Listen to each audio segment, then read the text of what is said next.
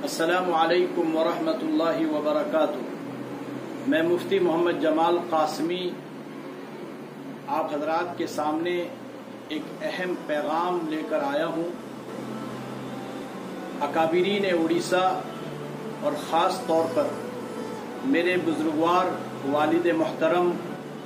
अमीर शरीयत व सदर जमीयत उलमा उड़ीसा हज़रत मौलाना मोहम्मद जलाल साहब कासमी दामत बरकातुहुमुल आलिया की तवज्जुहात और यूँ समझिए कि उन्हीं के पैगाम को लेकर आप हजरात के सामने हाजिर खिदमत हूँ। मोहतरम बुजुर्गों और दोस्तों, जैसा कि 2 माह के ज़माने हो गए हैं, हम लोग लॉकडाउन के दौर में चल रहे हैं और इसी लॉकडाउन में और इस महीने को हमारे लिए और उम्मत मुस्लिमा के लिए ये महीना बहुत ही ख़ास और बाबरकत महीना है। जाहिर है सरकारी क़वानीन को सामने रखते हुए और महकमा सेहत की जानिब से जो एहतियाती तदाबीर इख्तियार की गई है उसको मद्देनज़र रखते हुए हम लोग पूरे रमज़ान करीब अब रमज़ान ख़त्म होने को है, हम लोग अपनी मस्जिदों से दूर, नमाज तरावी से दूर और इसी तरह जुमे की नमाज से भी हम दूरी इख्तियार किए हुए हैं। चुनांचे अब एक मसला आगे, चूँकि आज 22 रमज़ान है, आगे ईद उल फित्र की नमाज का मसला आ रहा है। सबसे पहले तो मैं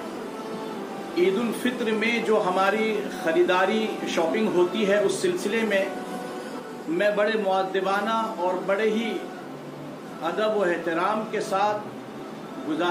गुजारिश करता हूँ कि इमसाल हम लोग ईद सादगी के साथ मनाएं। ये याद रहे कि इस्लाम में जिस तरह नया कपड़ा पहनकर नमाज पढ़ना मुस्तहब है, इसी तरह स्टॉक और पुराने कपड़ों में से उम्दा कपड़ा पहनकर नमाज पढ़ना भी मुस्तहब है। चुनांचे कोशिश ये की जाए कि ये मार्केटिंग शॉपिंग में इज़्दिहाम और जम गफ़ीर और ज़्यादा मील मिलाप और इसी तरह मिल जुल के होने की बुनियाद पर ये कोरोना वबा जैसे मर्ज जो है फैलता है, इसीलिए हमको इससे दूर रहना है और हम ये कोशिश करें कि इमसाल हमारी ईद बिल्कुल सादगी के साथ हो। और ख़ास तौर पर मैं अपनी बहनों और भाभियों ख़वातीन हज़रात से ख़ास तौर पर यह अपील करता हूँ कि खुदा के वास्ते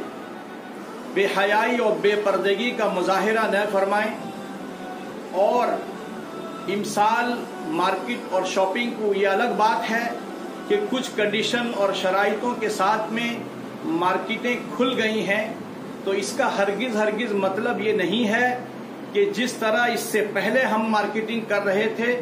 उसी तरह मार्केटिंग करें। इसकी इजाज़त गवर्नमेंट ने नहीं दी। हमें बिल्कुल फजूल खर्ची से बचना है। दूसरी बात है ईद उल फित्र की नमाज।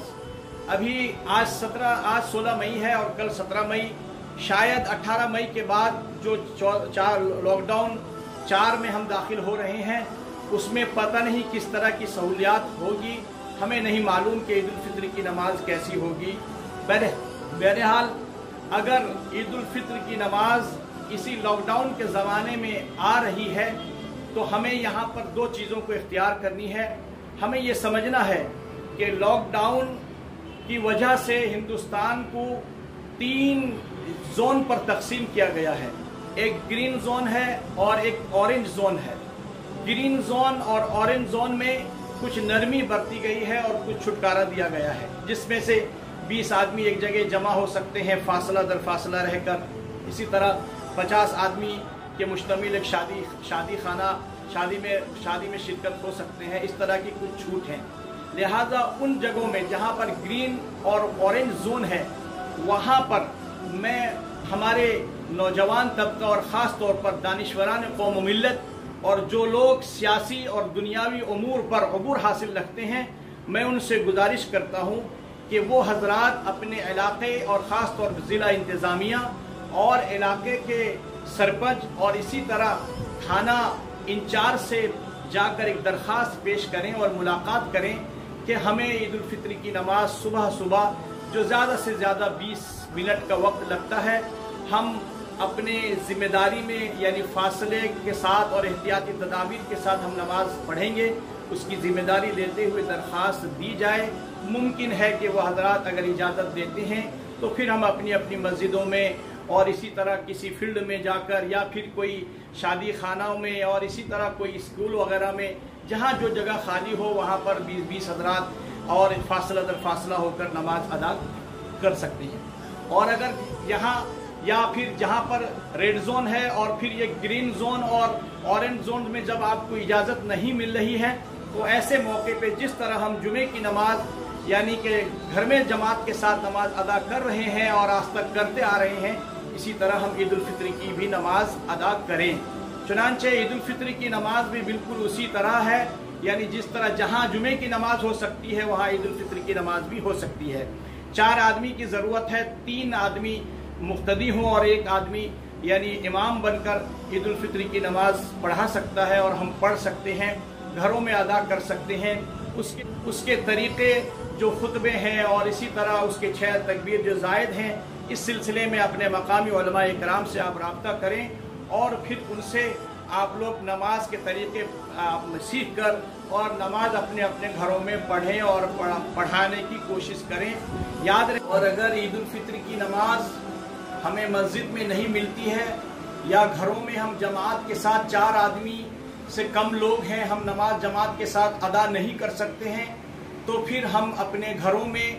2 رکعت کر کے ہم چاشت کی نیت سے نفل نماز ہم پڑھ سکتے ہیں۔ لہٰذا عید الفطر کی نماز کے بعد میں ایک دوسرے سے ملنا، ایک دوسرے کے گھر جانا آنا، یہ سلسلہ بند رکھیں۔ انشاءاللہ دعا کیجئے، اور رمضان کا مہینہ بھی ہو رہا ہے، چل رہا ہے، لہٰذا ہمیں دعا کریے اس سلسلے میں کہ اللہ تبارک و تعالیٰ پوری دنیا اور خاص طور پر مخلوقات پر اللہ تبارک و تعالیٰ رحم فرمائے، اور یہ وبا جو ایسی وبا بے شک یہ اللہ کی جانب سے ہے اور اللہ ہم سے ناراض ہے۔ ہمیں چاہیے کہ اس رمضان جو بھی بچا کچا دن باقی ہے، اس رمضان میں ہم اللہ تبارک و تعالیٰ کو راضی کر لیں اور ساتھ ساتھ اس وبا کے خاتمہ کے لیے دعا فرمائیں۔ وما علینا الا البلاغ۔